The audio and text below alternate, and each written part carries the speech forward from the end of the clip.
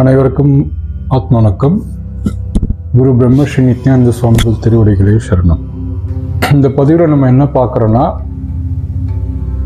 Already இந்த குண்டலினி சக்தியை பற்றி நம்ம ஒரு 3 வீடியோஸ் போட்டிருக்கோம், சரிங்களா? இது எப்படி உருவாகுது, ரெண்டாவது இது எந்த இடத்துல இருக்குது, இது எப்படி செயல்படுது அப்படின்றது வரைக்கும் நம்ம பார்த்துருக்கோம். இப்போ நம்ம என்ன பார்க்க போகிறோன்னா, இந்த குண்டலினி சக்தியானது மேல் எழும்பும்போது என்னென்ன மாற்றங்கள் ஏற்படும், ஒரு சாதாரண மனுஷனுக்கும் குண்டலினி சக்தி மேலே ஏறுமா, மேலே ஏறுனா அது என்னென்ன மாதிரி மாற்றங்களை ஏற்படுத்தும்.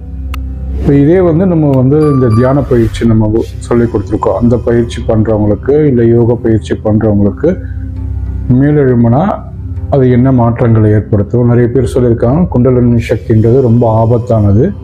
அது உண்மையா பொய்யான்றதை நம்ம பார்க்குறோம். ரெண்டாவது அடுத்தது நம்மளுக்கு இந்த பிறவிகள் எப்படி ஏற்படுத்துது, எப்படி நம்மளுக்கு யார் பிறவி எடுக்கிறதுக்கு காரணமாக இருக்கிறது என்ன அப்படின்றத பற்றி நம்ம இப்போ எல்லாமே இந்த குண்டலினி சக்தியை தொடர்பு படுத்தி தான் இருக்க போகுது.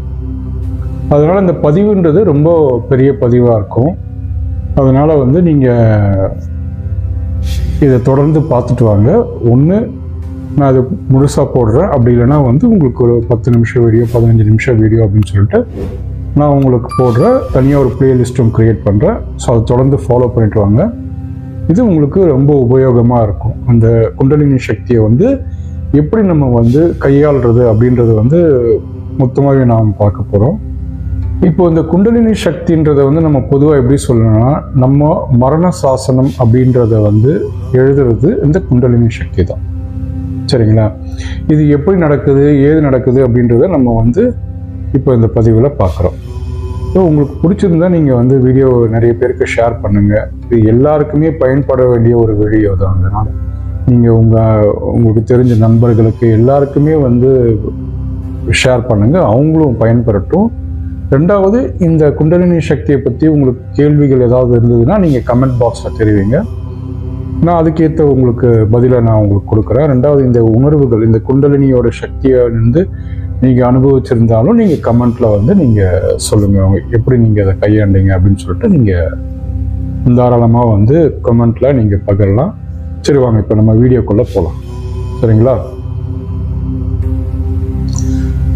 முதல்ல இந்த குண்டலினி சக்தியானது சாதாரண ஒரு மனிதனாக இருக்கும்போது இது என்னென்ன பண்ணோம் அப்படின்றத நம்ம பார்க்குறோம், சரிங்களா? இப்போ ஒரு மனுஷனுக்கு பிறவி எடுக்கிறதுக்கு முக்கிய காரணமாக இருக்கிறது இந்த குண்டலினி சக்தி தான். இப்போ நம்ம உடம்புல இயக்கத்துக்கு முக்கிய காரணமாக இருக்கிறதுனா இந்த அகாரம், உகாரம், மகாரம் அப்படின்னு சொல்லிட்டு சொல்கிறோம். நம்ம இந்த அகாரம்ன்றது என்ன பண்ணுதுன்னா, நம்ம குழந்தையா பிறக்கும்போது இந்த அகாரம்ன்றது உச்சந்தலையில் போய் உங்களுக்கு ஸ்டோர் ஆகிடும். இந்த உகாரம்ன்றது உங்கள் நெஞ்சு கூடு இருக்குது பார்த்தீங்களா, அந்த இடத்துல போய் அது அமர்ந்துடும். இந்த மகாரம்ன்றது உங்களோட இடுப்பு பகுதியை போய் பிடிச்சிக்கும், சரிங்களா? இப்போ இந்த 3 சேர்ந்து தான் இந்த மனித இயக்கமே மொத்தமாக நடைபெறுது. ஸோ இப்போ உதாரணத்துக்கு இந்த மகாரம் எடுத்துக்கலாம். இந்த மகாரம்ன்றது இடுப்பு பகுதியில் போய் பிடிச்சிக்குது. இப்போ நம்ம பண்ற வினை பயன்கள் எல்லாமே இந்த மகாரத்தில் தான் போய் இருக்கும். நம்ம செய்யற தவறுகளா இருக்கட்டும், தெரிஞ்சு செஞ்ச தப்பா இருக்கட்டும், இல்லை தெரியாம செஞ்ச தப்பா இருக்கட்டும், எல்லா தவறுகளுமே இந்த மகாரத்தில் தான் ஒரு ஸ்டோரேஜ் மாதிரி ஸ்டோர் ஆகிருக்கும், சரிங்களா? நீங்க எத்தனை பிறவி எடுத்தாலும் இந்த மகாரத்தில் இருக்கிற ஸ்டோரேஜ் அப்படியே தான் இருக்கும். நம்ம எந்த பொருள் மீது பற்று அதிகமாக வச்சுருக்கிறோம், ஆசைகள் எது மீது அதிகமாக செலுத்துகிறோம் அப்படின்றது எல்லாமே அந்த ஸ்டோரேஜில் தான் உங்களுக்கு இருக்கும். ஸோ இது என்ன பண்ணுன்னா இந்த மகாரம்ன்றது ஒரு நார்மல் பர்சன் இருக்காங்க அப்படின்னா அவங்களுக்கு 2 விதமாக அவங்களுக்கு இந்த குண்டலினி சக்தியானது மேலிடும், சரிங்களா? ஒன்று, ஒருத்தர் இறந்துட்டார். இறந்துட்ட உடனே என்ன பண்ணும், இந்த மகாரம், உகாரம், அகாரம் எல்லாமே ஒன்று சேரும். அப்போ அந்த ஒன்று சேரும்போது என்ன இருக்கும், இந்த மகாரத்தில் இருக்கிற அந்த ஸ்டோரேஜ், அந்த ஆசைகள், நிறைவேறாத ஆசைகள், எண்ணங்கள், இது எல்லாமே அந்த ஸ்டோரேஜில் இருக்கும். அப்போ அந்த ஸ்டோரேஜுக்குள்ளே என்ன நடக்கும்னா இப்போ இந்த ஆசைகள்லாம் இருக்குது, இதெல்லாம் நம்ம இப்போ நிறைவேற்ற போகிறோம். முதல்ல ஒருத்தர் இறந்தவொடனே என்ன பண்ணுவார்னா, சாதாரண ஒரு மனுஷன் இறக்குறாங்கன்னா அவங்க என்ன பண்ணுவாங்க, முதல்ல வந்து ஒரு இருட்டான ஒரு உலகத்துக்குள்ளே அவங்க போவாங்க. அந்த இருட்டு வந்து அவங்கள ரொம்ப அதிகமாக பயமுறுத்துகிற ஒரு தன்மையாக இருக்கும். ஏன் அதிகமாக பயமுறுத்துகிற தன்மையாக இருக்கும்னா, இத்தனை நாள் வரைக்கும் அவங்க என்ன பண்ணிட்டு இருந்தாங்கன்னா, தான் இந்த உலகத்தை வந்து படைக்கப்பட்ட பொருள்கள் எல்லாமே வந்து நம்மளுக்கு, இந்த உலகத்தில் இருக்கிறது எல்லாமே நம்மளுக்காக தான் படைக்கப்பட்டது, நாம் தான் நம்ம வந்து குடும்பத்தை காப்பாற்றிட்டு இருக்கோம் அப்படின்ற, நம்ம இல்லைன்னா நம்ம என்ன ஆகிறது அப்படின்ற ஒரு உணர்வு வரும்போது அங்கே நம்மளுக்கு வந்து இந்த பய உணர்வுன்றது அதிகமாக ஏற்படும். அப்போ அந்த பய உணர்வு அதிகமாக ஏற்படும் போது என்ன பண்ணுறோம், நம்ம வந்து தனித்து விடப்படுவோம். அப்போ அந்த தனித்து விடப்படும் போது அது இன்னும் நம்மளுக்கு பயத்தை வந்து அதிகப்படுத்தும். அப்போ நம்ம என்ன பண்ணுறோம்னா, இந்த குண்டலினி சக்தியானது வந்து என்ன செய்யும், இப்போ நீ இந்தமாரி பாவங்கள், இந்தமாரி நிறைவேறாத ஆசைகள்லாம் நீ வச்சிருக்கே, இதெல்லாம் நம்ம என்ன பண்ணுறது அப்படின்னும் போது, அப்போ அதை அனுபவிச்சு தீர்றதுக்காக நம்ம என்ன பண்ணுறோம், அந்த ஒரு இருட்டில் இருந்து நம்ம தனிமைப்படுத்துதல இருந்து நம்ம வெளியே வரணுன்றதுக்காக நம்ம வந்து நாமளே நம்ம பிறவியை வந்து தேர்ந்தெடுத்துக்கணும். இது வேற யாரும் தேர்ந்தெடுக்கிறது கிடையாது. சரிங்களா? இது வந்து ஒருத்தர் வந்து மரணம் ஏற்படும் போது அந்த குண்டலினி சக்தியோட நிலை வந்து இப்படி இருக்கும். இப்போ இதே வந்து ஒருத்தர் உயிரோடு இருக்கும் போதே வந்து நார்மலாக இருக்காரு, நான் ஒரு நார்மல் சாதாரண மனுஷன் இருக்காருன்னா, அவருக்கு அந்த குண்டலினி சக்தியானது எப்படி எழுன்னா, ரொம்ப அதீதமாக வந்து எதன் மேலேயாவது பற்று வச்சிருக்கிறது, இல்லை ரொம்ப அதீதமாக வந்து மன அழுத்தத்தில் இருக்கும்போது இது என்ன ஆகும், இந்த குண்டலினி சக்தியானது மேலெழும்ப ஆரம்பிக்கும். அப்போ நீங்க எது மேல பற்றோ இல்லை அழுத்தம் இருக்குதோ அப்போ என்ன ஆகும், அதை பற்றின அந்த இயக்கங்களை வந்து உங்களுக்கு அந்த உணர்வுகளை கொடுத்துக்கிட்டே இருக்கும். இப்போ உதாரணத்துக்கு நம்ம பார்க்கலாம். இப்போ நம்ம நிறைய விஷயம் நம்ம கேள்விப்பட்டிருப்போம், இந்த சாமி ஆடுறதை பற்றி நம்ம கேள்விப்பட்டிருப்போம். ரெண்டாவது வந்து யாரோ ஒருத்தங்க இருக்காங்க, அவங்க மனசுக்குள்ளேயோ இல்லை வந்து அவங்க உடலுக்குள்ளேயோ வேற யாரோ ஒருத்தர் வந்து குடியிருக்கிற மாதிரி இருக்கும்.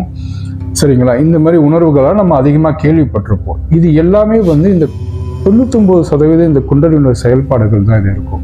இப்போ உதாரணத்துக்கு ஒரு ஆணும் பெண்ணும் வந்து காதலிக்கிறாங்க, அந்த காதலன் வந்து ஏதோ ஒரு விபத்திலேயே இறந்துடுறாங்க. இவங்க 2 பேருக்குள்ள ஒரு நல்ல ஒரு அண்டர்ஸ்டாண்டிங் இருந்திருக்கு, இவங்க ரொம்ப அன்பு செலுத்தியிருக்காங்க. அப்படின்னும் போது அந்த பிரிவுன்றது இவங்களை வந்து மன அழுத்தத்துக்குள்ள எடுத்துட்டு போகும்போது என்ன ஆகும்னா, அப்போ அந்த காதலன் மீது இவங்க வச்சிருக்கிற அந்த பற்று, இந்த குண்டலினி சக்தியானது அந்த காதலனாகவே மாறி அவங்க உடம்புக்குள்ளே இருந்தே அவங்களை இயக்க ஆரம்பிக்கும். இதனாலதான் சில பேர் என்ன பண்ணுவாங்க, இந்த பேய் பிடிச்சிருச்சு, இல்லை என்ன இந்த செத்து போனவங்க யார் இருக்காங்களோ அந்த காதலனோட குரல் வந்து எனக்கு கேட்குது, எனக்குள்ள இருந்து பேசுற மாதிரி இருக்கு, இதெல்லாம் நடக்குது, எனக்கு இந்த மாதிரி செய்ய சொல்லுது அப்படின்ற மாதிரி அவங்களுக்குள்ள அந்த மனப்பிழற்சின்றது ஏற்படும். ஸோ இதனால தான் இந்த குண்டலினி சக்தின்றது ரொம்ப ஆபத்தானது அப்படின்னு சொல்லிட்டு சொல்றாங்க. ஆனால் இது வந்து என்ன பண்ணணும் அப்படின்றத வந்து தியானம் செய்கிறவங்களுக்கு, ரெண்டாவது வந்து இந்த யோக பயிற்சி பண்ணுறவங்களுக்கு அதுக்கு ஒரு தனி வழிமுறைகள்லாம் இருக்கு. சரிங்களா? இப்போ இவ்வளோ ஆபத்தானதை நம்ம கடந்து போகணுமானா நிச்சயமாக நம்ம கடந்து தான் போகணும். இதை கடந்து போனாதான் நம்ம ஆன்மீகத்திலேயே முதல் நிலையை வந்து நம்மளால பார்க்க முடியும். இப்போ இது வரைக்கும் இந்த தியானமாக இருக்கட்டும், யோக பயிற்சியாக இருக்கட்டும், இது எல்லாமே வந்து நம்மளுக்கு என்ன பண்ணுதுன்னா, இந்த அகாரம் உகாரம் மகாரம்ன்றத ஒன்றிணைச்சு நீங்கள் விழிப்புணர்வோடு, அதாவது மரணத்தில் இல்லாமல் மன அழுத்தத்தில் இல்லாமல் நீங்கள் விழிப்புணர்வோடு இருக்கும்போது இந்த குண்டலினி சக்தி மேலே ஏறி அதோடைய அனுபவங்களை நீங்கள் பெறும்போது தான் இறைவன் ஒருத்தர் மேலே வந்து நம்மளுக்கு இன்னும் அதிக நம்பிக்கையும், அப்போ அந்த இறைவனை அடையிறதுக்கு உண்டான பாதையையும் நம்மளுக்கு வந்து இந்த குண்டலினி சக்தி தான் காமிச்சு கொடுக்கும். இதுதான் உண்மையான நிலை. சரிங்களா? ஸோ இப்படிதான் நம்மளுடைய குண்டலினி சக்தியானது ஒரு சாதாரண மனுஷனுக்கு அந்த மரண சாசனம் அப்படின்ற பிறப்பை வந்து அடிக்கடி கொடுத்துக்கிட்டு இருக்கிறது இந்த குண்டலினி சக்தியோட தான். சரிங்களா? இதுல இருந்து நம்ம வந்து எப்படி வந்து மரணமில்லா பெருவாழ்வு வாழணும் அப்படின்றத நம்ம இனி பார்க்க போறோம். சரிங்களா?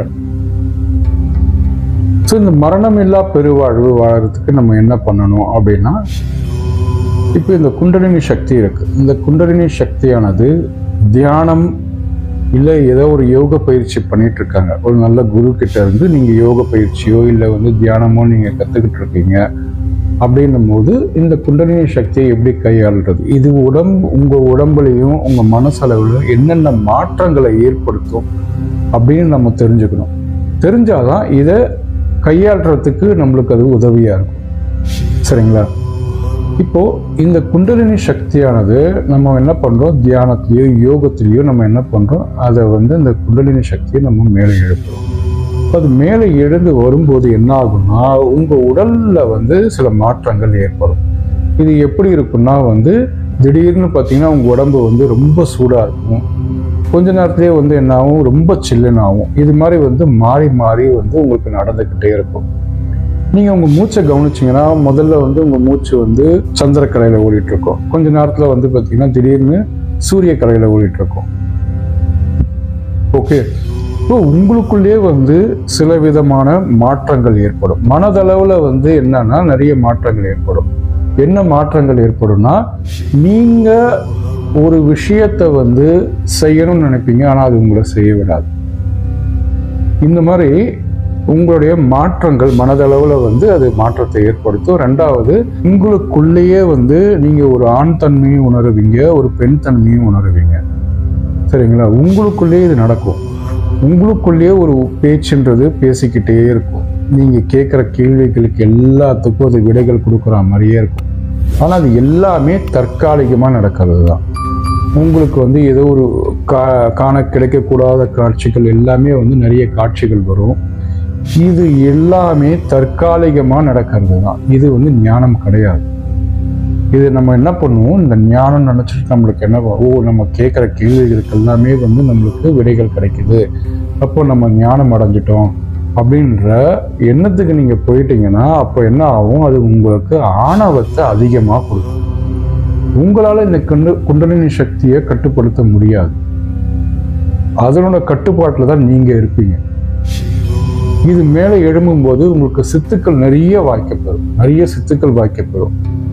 இந்த சித்துக்களோட நீங்க நின்னுட்டீங்கன்னா நீங்க அதுக்கு மேல ஆன்ம முன்னேற்றம் அடைய முடியாது. இதுல நம்ம என்ன பண்ணணும்னா, இந்த சித்துக்களா இருக்கட்டும், இல்ல இந்த ஞானமா இருக்கட்டும், இந்த தற்காலிகமா கிடைக்கிற ஞானமா இருக்கட்டும், இல்ல தற்காலிகமா கிடைக்கிற காட்சிகளா இருக்கட்டும், எதையுமே நீங்க மனசுல உள்வாங்கிக்காதீங்க. இது எல்லாத்தையுமே நீங்க ஒரு பார்வையாளனா இருந்து எப்படி பார்க்கணுமோ அப்படி நீங்க பாருங்க.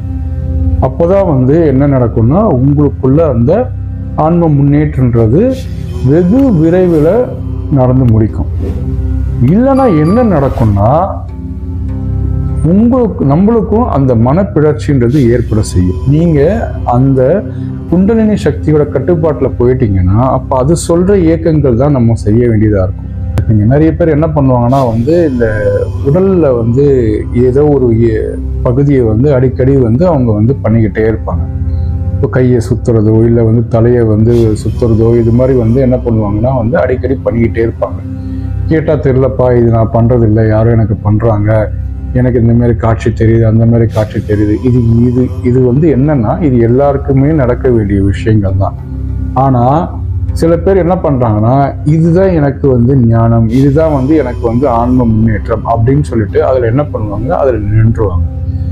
இப்ப இந்த குண்டலின் சக்தியானது இதையே இந்த மாதிரி பண்ணுதான், உங்க உடம்புல இருக்கிற இந்த 72,000 நாடிகளையும் அது சுத்தப்படுத்தும். இது ஒரு தூய்மை செய்யற ஒரு பணியை தான் இந்த குண்டலினி சக்தி முதல்ல நம்மளுக்கு பண்ணும். ஸோ மனதளவிலையும் உடல் அளவிலையும் நாம ஆன்ம முன்னேற்றத்துக்கு, அந்த இறைவனை அடையறதுக்கு அந்த குண்டலினி சக்தியானது முதல்ல நம்ம மனதையும் நம்மளுடைய உடலையும் அது முதல்ல தூய்மைப்படுத்தும். இப்போ இந்த 72,000 நாடிகள்ல எங்கெங்கெல்லாம் உங்களுக்கு இந்த அடைப்பு இருக்கு, இல்லை பிரச்சனைகள் இருக்கோ, அது எல்லாத்தையும் என்ன பண்ணும், இந்த குண்டலினி போய் சரி செய்யும். அந்த உணர்வுகளை நீங்க பிராக்டிக்கலாகவே உணர முடியும். அது எங்க இருக்கு, என்ன மாதிரி பண்ணுது, உங்க உடம்புலயே விதவிதமான சத்தங்கள் கேட்கும். இப்போ ஒரு வெடி வெடிச்சா எப்படி சத்தம் கேட்குமோ அந்த மாதிரி உங்க மண்டைக்குள்ளையோ இல்லை கையிலையோ இல்லை ஷோல்டர்லையோ இந்த மாதிரி எங்கெங்கெல்லாம் நம்மளுக்கு அந்த அடைப்பு இருக்கோ அந்த இடத்துல போய் இந்த குண்டலினி அந்த அடைப்பை ரிலீஸ் செய்யும் போது என்ன நடக்கும்னா, இந்த சத்தங்கள் கேட்டுக்கிட்டே நம்மளுக்கு இருக்கும். இது எல்லாமே நடக்கும். இப்போ அப்போ என்ன பண்ணுவாங்க, இப்போ இது ஒரு காலத்துல நம்மளுக்கு நின்று தான் ஆகும். இது உங்களோட வினை பயனையும் உங்களுடைய ஆன்ம முன்னேற்றத்தையும் நீங்க செய்யற அந்த பயிற்சியும் பொறுத்து இது வந்து எவ்வளவு நாள்ல முடியும் இல்லை எவ்வளவு வருஷங்கள்ல முடியும்ன்றது உங்க கையில தான் இருக்கு. இந்த குண்டலினி சக்தியை யாராலையுமே வந்து எழுப்ப முடியாது. அந்த தனிப்பட்ட நபர் முயற்சியும் பயிற்சியினால மட்டும்தான் இந்த குண்டலினி சக்தியை மேலெழுப்ப முடியுமே தவிர வேற யாராலையுமே மேலெழுப்ப முடியாது. ஞானிகள் சித்தர்கள் மட்டும் இதுக்கு விதிவிலக்கு. அவங்க ஒரு பார்வை பார்த்தாலே போதும் நம்மளுடைய குண்டலினி சக்தியானது தன்னால மேல எழுப்பிடும். மற்ற யாராலையுமே வந்து இந்த குண்டலினி சக்தியை வந்து அவங்களோட சொந்த முயற்சி மூலமா தான் இந்த குண்டலினி சக்தியை மேல் எழுப்ப முடியும். ஸோ இப்போ இவ்வளோ ஆபத்துகள் நிறைஞ்சிருக்கு சரிங்களா. இப்போ இது உணர்வு ரீதியா நம்மளுக்கு என்ன பண்ணும்னா, நீங்க சேர்த்து வச்சிருந்த அந்த வினை பயனை ஒன்னொன்னா உங்களுக்கு எடுத்து கொடுக்கும். நீ வந்து இது பண்ணிருக்கியே, நீ இப்ப என்ன பண்ண போற, நீ இந்த பாவம் பண்ணிருக்கியே, நீ என்ன பண்ண போற. அதாவது ஒருத்தர் மரணம் அடைஞ்சதுக்கு அப்புறம் என்ன நடக்குதோ அதை வந்து நாம என்ன பண்றோம், விழிப்புணர்வு நிலையிலே வந்து நாம வந்து அதை அனுபவிக்கிறோம். அதுக்கு தான் வந்து நாம இந்த தியானம் பண்றோம். இப்ப இந்த தியானமோ யோக பயிற்சியோ நம்ம பண்ணும்போது அப்ப நம்மளுக்கு அந்த விழிப்புணர்வு நிலையில இருக்கிறதுக்கு நம்மளுக்கு எது உணர்வு தான் நம்மளுடைய மூச்சு. அந்த மூச்சானது எப்பவுமே நம்ம என்ன பண்ணிருக்கோம்னா அக்னி கலையில எப்பவுமே வச்சிருக்கோம் சரிங்களா. இந்த அக்னி கலையில வச்சிருந்தாதான் அப்ப அந்த மூச்சானது என்ன பண்ணும், நம்மள விழிப்புணர்வோட வச்சிருக்கோம். இது வந்து என்னன்னா ஒரு மரண அனுபவம் நம்மளுக்கு வந்து முதல்ல குண்டலினி கத்துக் கொடுக்கும். இங்க ஒரு மரணம் என்றது எப்படி ஏற்படுது அப்படின்றத முதல்ல நம்மளுக்கு கத்துக் கொடுக்கும். அப்போதான் வந்து நாம வந்து விருப்பப்படுற அந்த சமாதி நிலையா இருக்கட்டும், இல்லை வந்து இறைவனை சேர்ற அந்த நிலையா இருக்கட்டும், இப்படி என்ன நம்ம மரணம் இல்லா பெருவாழ்வு நிலையா இருக்கட்டும், எந்த நிலையை நம்ம வந்து அதிகமாக வச்சிருக்கோமோ அந்த உணர்வுகளை இப்போ இந்த குண்டலினி சக்தின்றது உங்களுக்கு தற்காலிகமாக கொடுக்கும். உங்களுக்கு வந்து பார்த்தீங்கன்னா அதிகமான தூக்கம் வரும், ரொம்ப அதிகமான தூக்கம் வரும். உங்களால ஒரு இயக்கன்றதே உங்களுக்கு இல்லாம இருக்கும். நீங்க ஒரு தியானத்துல அந்த டைம்ல உட்காந்து உங்களுக்கு வந்து எவ்வளவு நேரம் நீங்க தியானம் பண்ணீங்கன்றதே உங்களுக்கு தெரியாம இருக்கும். உங்களுக்கு காலன்றதே உங்களுக்கு அங்க இருக்கவே இருக்காது. நீங்க ஒரு விஷயம் யோசிச்சுக்கிட்டு இருப்பீங்க, ஆனா உங்களுக்கு 1 மணி நேரம் கடந்து போயிருக்கும். ஆனா அந்த விஷயத்தை பத்தி நீங்க எதுவும் ஒண்ணுமே முடிவு எடுத்திருக்க மாட்டீங்க. இந்த மாதிரி வந்து நம்மளுடைய உணர்வு நிலைகளா இருக்கட்டும், இல்ல விழிப்புணர்வு நிலையா இருக்கட்டும், இல்ல நம்மளுடைய உடல் மாற்றங்களா இருக்கணும், மனதளவுல மாற்றங்கள் ஏற்படும் போது நாம அதை பக்குவமா இருந்து கையாள கத்துக்கணும். இப்போ இதுக்கு வந்து முதல் படி வந்து நம்ம என்ன பண்ணணும்னா, நம்ம குரு கிட்ட, உங்க குரு யாரோ அந்த குரு கிட்ட முதல்ல நீங்க எனக்கு இந்த மாதிரி தோணுதுன்னு சொல்லிட்டு நீங்க தெரியப்படுத்தணும். அப்ப அந்த குரு வந்து உங்களுக்கு என்ன கத்துக் கொடுப்பாருன்னா, சரணாகதி எப்படி பண்ணணும், இறைவனிடமோ இல்ல வந்து உங்க சூட்சம குருவிடமோ எப்படி நீங்க வந்து சரணாகதி அடையணும் அப்படின்ற சூட்சமத்தை அவரு வந்து உணர்ந்திருந்தாருன்னா அவரு உங்களுக்கு கத்துக் கொடுப்பாரு. இப்ப இந்த சரணாகதி அடையும் போது என்ன ஆகும், நீங்க இத்தனை வருஷமா சேர்த்து வச்சிருந்த அந்த பற்று, அந்த ஆசைகள், இது எல்லாத்தையுமே நீங்க திறந்துடுவீங்க. நீங்க இதை திறக்கும் போது என்ன ஆகும்னா, நீங்க திரும்பி ஒரு பிறப்பே எடுத்தா மாதிரி உங்களுக்கு ஒரு உணர்வு ஏற்படும். இப்ப இந்த பிறப்புன்றது எப்படி இருக்கும்னா, இப்ப பிறந்த ஒரு குழந்தை எப்படி இருக்குமோ, ஒரு குழந்தை பிறந்ததுன்னா எப்படி இருக்கும், அதோடைய மன மாற்றம், அதோடைய மனசு வந்து எப்படி இருக்கும், அது மனம் இருக்குமா இல்லையான்றதே நம்மளுக்கு தெரியாது. அந்த ஒரு நிலைக்கு நீங்க போவீங்க.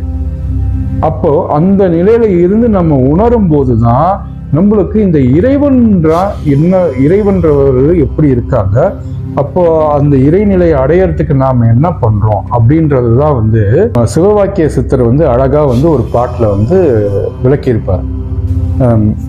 மூலமாம் குலத்திலே முளைத்தெழுந்த கோரையை காலமே எழுந்திருந்து 4 கட்டு அரிப்பீரேல் பாலனாகி வாழலாம் பரபிரம்மம் ஆகலாம். அதாவது மூலமான குளத்திலே, மூலமான குளம்னா நம்ம குளம்ன்றது வந்து ஒரு தேங்கின இடம். அப்போ நம்ம என்ன பண்றோம், நம்மளுடைய ஆசையும் நம்மளுடைய வினை பயணங்களும் நம்ம எங்க தேக்கி வச்சிருக்கோம், நம்ம மூலாதாரத்தை நம்ம தேக்கி வச்சிருக்கோம். அதாவது மகாரம் அப்படின்ற அந்த ஒரு சூட்சம பொருளை நம்ம தேக்கி வச்சிருக்கோம். இப்போ இந்த தேக்கி வச்ச பொருளை நம்ம என்ன பண்றோம், நம்ம மூச்சுக்காற்று மூலயமா இதை அறிந்து நாம இது வரைக்கும் என்னென்ன பற்றுகள் வச்சிருக்கோம், என்னென்ன ஆசைகள் வச்சிருக்கோம் அப்படின்றத 4 கட்டு அறுத்துடும். டெய்லி 4 கட்டை இருக்கிறோம். அதாவது தினசரி நம்ம தியானமோ இல்லை யோக பயிற்சியோ செய்து அதை நம்ம அறிந்து அப்போ நம்ம இதெல்லாம் பிடிச்சி வச்சிருக்கோம் அப்படின்னு சொல்லிட்டு தினமும் நீங்க அறுக்க அறுக்க அறுக்க அறுக்க என்ன ஆகும், அப்போ நம்மளுடைய அந்த பிறவி பயன்ன்றது என்ன ஆகும், கொஞ்சம் கொஞ்சமா பிறவி வினை பயனா இருக்கட்டும், இது எல்லாமே என்ன ஆகும், கொஞ்சம் கொஞ்சமா நம்மளுக்கு கம்மியாகிட்டே வரும். இப்போ இது கம்மியாகி வந்த உடனே என்ன பண்ணும், அப்போ பாலனாகி வாழலாம். நான் சொன்ன மாதிரி பாலனாகி வாழலாம்னா நீங்க குழந்தையா மாற போறது கிடையாது. உங்க மனமானது குழந்தைக்கு எப்படி இருக்கோ அந்த நிலையை நீங்க உணர்வீர்கள். சரியா? 2வது பரபிரம்மம் ஆகலாம். பரபிரம்மம்னா நாமளே பிரம்மமா ஆகலாம். அப்ப இது என்ன பண்ணணும்னா, இப்ப இந்த குண்டலினி சக்தியை நாம என்ன பண்ணணும், நம்மளுடைய உச்சந்தலையில இருக்கிற ஆன்மாவோட சிவம் இந்த குண்டலினி சக்திய கையாள்ற ஒரே ஒரு ஆள் யாருன்னா அது இந்த சிவம் மட்டும்தான். ஸோ நம்மளுடைய மூலாதாரத்தில் இருக்கிற சக்தி என்ற அந்த ஒரு பொருளை நாம என்ன பண்றோம், நம்ம உச்சந்தலைக்கு ஏற்றி அங்க இருக்கிற சிவத்தோட நம்ம சேர்த்துக்கிறது தான் நம்மளுடைய இந்த மரணமில்லா பெருவாழ்வு அடையறதுக்கு உண்டான ஒரே வழி. இப்போ இது என்ன பண்ணும், உங்க உடலையும் உங்க மனதையும் இது தூய்மை பண்ணும். இப்போ இந்த தூய்மை பண்றத நீங்க எந்த அளவுக்கு உங்களுடைய பயிற்சியும் முயற்சியும் பண்றீங்களோ அப்போ அது உங்களுக்கு துரிதமா நடக்கும். சில பேர்லாம் என்ன நம்பியே என்ன பண்ணுவாங்க, அதுலயே இருந்துருவாங்க. இதுக்கு நம்மளுக்கு ஞானம் கிடைச்சிருச்சுன்னு சொல்லிட்டு அதுலயே இருந்தாங்கன்னா அப்ப அவங்களுக்கு என்ன நடக்கும்னா, அந்த தூய்மைன்ற ஒரு விஷயம் நடந்துகிட்டே தான் இருக்கும், மாறவே மாறாது. நீங்க 12 வருஷம் இல்லை, 20 வருஷம் இல்லை, 30 வருஷம் இருந்தாலும் இந்த தூய்மைன்றது நடந்துகிட்டே தான் இருக்கும். ஸோ இது நம்ம கையாள கத்துக்கிட்டோம்னா எவ்வளவு சீக்கிரமா நம்ம அதுல இருந்து வெளியே வரணுமோ அவ்வளவு சீக்கிரம் நம்ம அதுல இருந்து வெளியே வர முடியும். வெளியே வந்ததுக்கு அப்புறம் நாம இப்போ இத்தனை நாள் பண்ண பாவத்தை என்னென்னலாம் பண்ணி வச்சிருக்கோமோ அதெல்லாம் திரும்பி பண்ணாம இருக்கணும். இப்ப திரும்பி பண்ணாம இருக்கிறதுக்காக தான் நாம திருப்பியும் ஒரு உணர்வு நிலையிலேயே இருந்து நாம ஒரு விழிப்புணர்வு நிலையிலே இருந்து நாம இன்னொரு பிறவி எடுக்கணும். அந்த பிறவியில நாம என்ன பண்ணணும், அந்த நம்மளுடைய எண்ணங்களா இருக்கட்டும் இல்லை மனசையா இருக்கட்டும், நாம அந்த இறைவன் மேல அதீத பக்தியோடையும் அதீத சிரத்தையோடையும் நம்ம செலுத்தும் போது நம்மளுக்கு இந்த மரணம் இல்லா பெருவாழ்வுன்றது அடைய முடியும். ஆனால் இது சாதாரண விஷயம் கிடையாது. பயிற்சிகள் நம்ம செஞ்சுக்கிட்டே தான் இருக்கணும். ஏன்னா நம்ம இந்த உலக வாழ்க்கையில இருக்கிறதுனால நாம அந்த வாழ்க்கையும் பார்த்துக்கிட்டு இப்போ இதையும் பண்ணிக்கிட்டு நம்ம இருக்கும்போது நம்மளுக்கு வினைப்பயன் கொஞ்சம் கொஞ்சமா சேர்ந்துக்கிட்டே தான் இருக்கும். நீங்க இதை பத்தி எதுவும் கவலைப்படாம உங்க குரு சொல்லி கொடுத்த அந்த சரணாகதி மூலயமா நீங்க அடைஞ்சிட்டீங்கன்னா அப்ப என்ன ஆகும், நீங்க சேர்க்கிற வினைப்பயன்கள் அப்பப்போ உங்களுக்கு கழிஞ்சுக்கிட்டே இருக்கும். இப்போ உங்களுக்குன்னு ஒரு நேரம் வரும்போது அப்போ இந்த குண்டலினி சக்தியை நீங்க எப்படி உபயோகப்படுத்தி நீங்க அதை உச்சந்தலைக்கு ஏற்றி அதை என்ன செய்யணுமோ அந்த சூட்சமத்தை உங்களுக்கு அதை கற்றுக் கொடுக்கும். அது வரைக்கும் நீங்க பொறுமையா இருந்துதான் நீங்க இதை அனுபவிக்கணும். ஆமாம், குண்டலினி சக்தின்றது ஆபத்தானது தான். ஆனா அது யாருக்கு ஆபத்தானதுன்னா, பயிற்சியும் இந்த யோக பயிற்சியும் இந்த ஞான பயிற்சியும் சரியாக செய்யாதவங்களுக்கு இது ஒரு ஆபத்தான பொருள் தான். இது நம்மளை பைத்தியமே ஆக்கிற சக்தி இந்த குண்டலினி சக்திக்கு இருக்கு. அதனாலதான் அதை அவ்வளவு எளிதா நம்ம எங்கேயும் போய் கத்துக்கிறதோ இல்லை இதுக்காக நீங்க பாக்குற மாதிரி தரையில உட்கார்ந்து சில என்ன பண்ணுவாங்க, குதிச்சுக்கிட்டே இருப்பாங்க, திடீர்னு என்ன பண்ணுவாங்க, திடீர்னு கையை ஆட்டிக்கிட்டே இருப்பாங்க. இது எல்லாமே பாத்தீங்கன்னா அவங்களுடைய மனநிலை தான். இது எதுவுமே குண்டலினி சக்தின்றது கிடையாது. குண்டலினி சக்தின்றது நம்மளுடைய உணர்வு நிலைகள்லையும் சரி, உடல் அளவிலும் மனதளவிலும் ஏற்படக்கூடிய மாற்றங்கள் தான் குண்டலினி சக்தி. சரிங்களா? எங்கேயும் போய் காசு கொடுத்து ஏமாறாதீங்க. நீங்க யோக பயிற்சி மூலியமா தான் இந்த குண்டலினி சக்தியை மேலெழுப்ப முடியும். இதுதான் உங்களுக்கு இருக்கிற ரொம்ப என்ன சொல்றது, ஒரு சேஃபான ஒரு நல்ல முறையில நீங்க குண்டலினி சக்தியை கையாளனா இந்த யோக பயிற்சி மூலியமா தான் பண்ண முடியும். இந்த யோக பயிற்சி மூலியமா பண்ணாத நம்மளுக்கு மாற்றங்கள் ஏற்படும். அந்த மாற்றத்துல அந்த மாயைக்குள்ள போய் நம்ம சிக்கிட்டோம்னா அது வர்றது ரொம்ப கஷ்டமா இருக்கும். ஏன்னா அதோட கண்ட்ரோல்ல நீங்க இருப்பீங்க, உங்க கண்ட்ரோல்ல அது இருக்காது. சரிங்களா? இப்படி இருக்கிற சக்தி நிலையை நாம அதை ஆற்றலா மாத்தி நம்ம மேலே எடுத்துக்கிட்டு போகும்போது அது சூட்சமத்தை நம்மளுக்கு எல்லாமே சொல்லி கொடுக்கணும். அப்பதான் அந்த ஞான நிலையை நாம எட்ட முடியும். இப்போ ஞானிகளுக்கு இது என்ன பண்ணும்னா, பிறந்த உடனே அந்த குண்டலினி சக்தியானது அவங்களுக்கு மேல் எழும்பு 6 வயசுலயோ 8 வயசுலயோ நம்ம நிறைய பேர் கேள்விப்பட்டிருக்கோம். இப்போ உதாரணத்துக்கு ரமணர் மகரிஷியா இருக்கட்டும், இல்லை திருஞான சம்பந்தராக இருக்கட்டும், இவங்க எல்லாருக்குமே அந்த 8 வயசு 9 வயசு 10 வயசுலயே இந்த குண்டலினி சக்தியானது மேல் எழும்பிடும். ஏன்னா அவங்க அதுக்கு முன்னாடி இருந்த பிறவிலேயே அந்த நிலையை அடைஞ்சிருப்பாங்க. அவங்களுடைய எண்ணங்கள் மனசு எல்லாமே அந்த இறைநிலையில ஒரு நிலையில இருந்து அந்த இறைவனை அடையணும் அப்படின்ற ஒரு நிலையில இருந்ததுனால அடுத்த பிறவி எடுக்கும் போது அவங்களுக்கு என்ன ஆகும், இந்த 8 வயசுலயே அவங்களுக்கு அந்த ஞானம்ன்றது அவங்களுக்கு வாய்க்கப்பெறும்.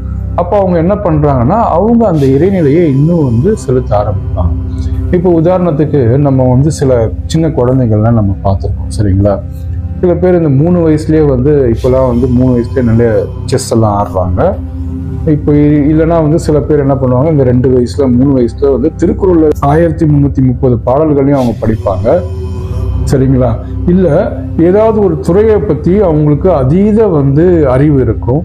இது எல்லாமே யாரு கொடுக்கறதுன்னா இந்த குண்டலினி சக்தி தான் கொடுக்குறது. அப்ப அந்த குண்டலினி சக்தியில இருக்கிற அந்த ஸ்டோரேஜ்ல இருக்கிற எல்லா விஷயங்களுமே அது எடுத்து கொடுக்கறதுனாலதான் அது என்ன பண்ணுது, நம்மளால அந்த குழந்தை அந்த ஒரு துறையில இயக்கம் பெறுது, இல்ல அதுல நிபுணத்துவம் பெறலாம். இதெல்லாம் தான் நம்மளுக்கு இறைவன் உணர்த்தக்கூடிய விஷயங்கள். இது இருக்கு, நாம தான் உணராம இருக்கோம். நாம இது உணராம இருந்துகிட்டு ஏதோ ஒரு குண்டலினி சக்தினா ஓகே இது மேலே ஏறிடுச்சுன்னா நம்ம ஞானம் பெறலாம் அப்படின்ற ஒரு எண்ணத்தோட நம்ம இருக்கோம். உங்களோட எண்ணங்கள் சரியாகத்தான் உள்ளது. ஆனா நாம அதுக்கு உண்டான பயிற்சிகள் சரியா பண்றோமா, அதுதான் ஒரு பெரிய கேள்விக்குறி. இப்ப இந்த பயிற்சிகளை எடுத்து நீங்க நல்ல நிலையை அடைஞ்சீங்கன்னா அப்போ உங்களுக்கு இந்த குண்டலினி சக்தியானது உங்களுக்கு ஞான நிலையில இருக்கும். கமெண்ட் பண்ணுங்க, நீங்க இந்த உணர்வுகள்லாம் நீங்க அனுபவிச்சிருக்கீங்களா, இல்ல உங்களுக்கு இந்த உணர்வுகள்லாம் ஏற்பட்டிருக்கா, இதை எப்படி கையாளணும் அப்படின்னா நீங்க நம்ம கிட்ட இருந்து இந்த சிவசூத்திர யோக பயிற்சியில நீங்க பாடசாலையில படிச்சு நீங்க இந்த யோக முறையை கத்துக்கிட்டீங்கன்னா அது உங்களுக்கு இந்த குண்டலினி சக்தியை கையாளுறதுக்கு உதவியா இருக்கும். அதே நேரத்தில் நம்ம குருமார்களும் இருக்காங்க, இது எப்படி கையாளுறதுன்னு சொல்லிட்டு அவங்களுக்கும் நல்லா தெரிஞ்சிருக்கும். ஆனால் இது நீங்கள் நினைக்கிற மாதிரி பாடம் வாங்கினேன் நான் 1 மாசத்துல எனக்கு வருமா 2 மாசத்துல வருமா அப்படின்றது கேள்விக்குறிதான். நீங்கள் உங்களுடைய பொறுமையும் உங்களுடைய முயற்சியும் எப்படி இருக்கோ அதை பொறுத்து தான் இதோடைய நிலைன்றது அமையும். சரிங்களா? ஸோ அனைவருக்கும் வணக்கம், நன்றி. என் குருவுக்கு சமர்ப்பணம். அவர் இல்லாவிடில் தொலைந்திருப்பேன்.